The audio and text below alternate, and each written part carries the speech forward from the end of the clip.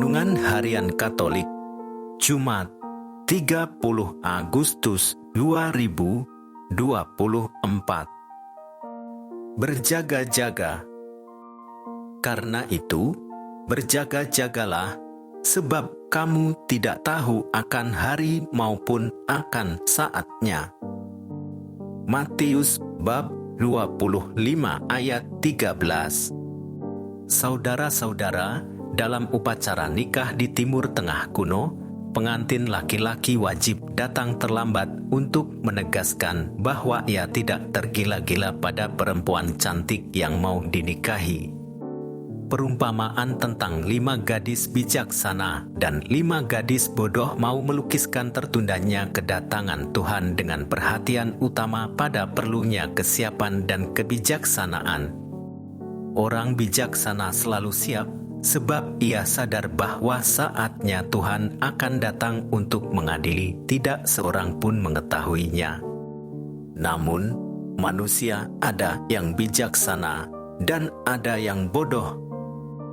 5 gadis bodoh adalah gambaran dari orang-orang yang tidak cukup pandai dan orang fasik yang menentang hukum Allah. 5 gadis bijaksana adalah gambaran orang yang memiliki kecerdasan dan memahami kehendak Allah. Gadis-gadis bijaksana dan gadis-gadis bodoh itu sama-sama tertidur saat menunggu datangnya pengantin. Namun, gadis-gadis bijaksana itu tidak lupa mempersiapkan minyak seperlunya dan memikirkan sesuatu yang tak terduga, terutama keterlambatan datangnya sang pengantin.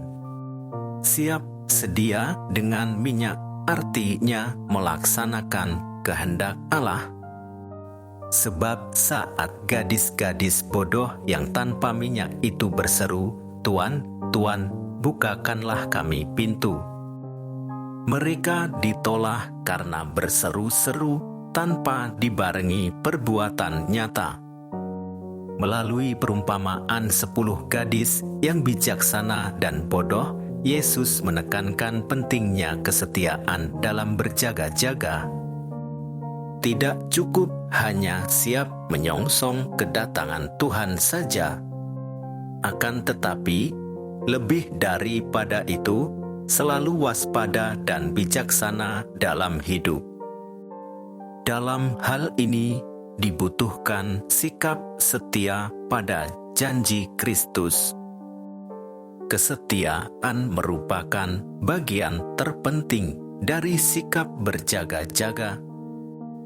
Artinya, berjaga-jaga harus dilengkapi dengan seluruh kebutuhan yang kita perlukan dan butuhkan. Jangan sampai kita lalai. Kelalaian adalah bentuk ketidaksiapan dalam berjaga-jaga. Setia kepada Yesus dan mau hidup dalam Yesus adalah bentuk sikap berjaga-jaga seperti 5 gadis yang bijaksana. Kita tidak tahu kapan ia datang. Karena itu, kita mempersiapkan diri untuk berjaga-jaga dalam jangka waktu yang lama juga. Untuk masuk dalam perjamuan bersama Tuhan, orang tidak cukup hanya berseru-seru, "Tuhan, Tuhan," tetapi harus melaksanakan kehendak-Nya.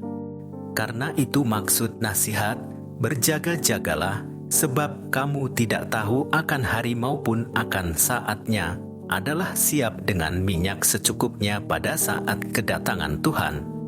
Kedatangan Tuhan yang dilukiskan pada waktu tengah malam Paskah di akhir zaman, di mana Allah akan menciptakan langit dan bumi baru.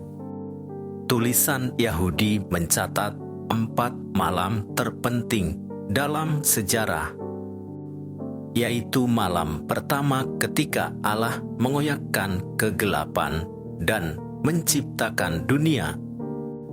Malam kedua ketika Abraham mempersembahkan putranya sebagai kurban. Malam ketiga ketika Israel keluar dari tanah perbudakan Mesir. Dan malam keempat ketika akhir zaman.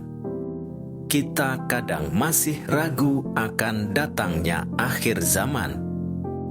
Padahal Yesus telah menyatakan bahwa datangnya Tuhan di akhir zaman itu pasti dan tak diragukan.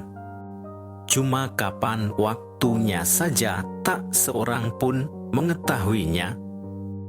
Tidak jarang kita pun hanya berseru-seru, "Tuhan, Tuhan," dan tak mau tahu atau tak peduli dengan persiapan untuk menyambut kedatangan Tuhan itu.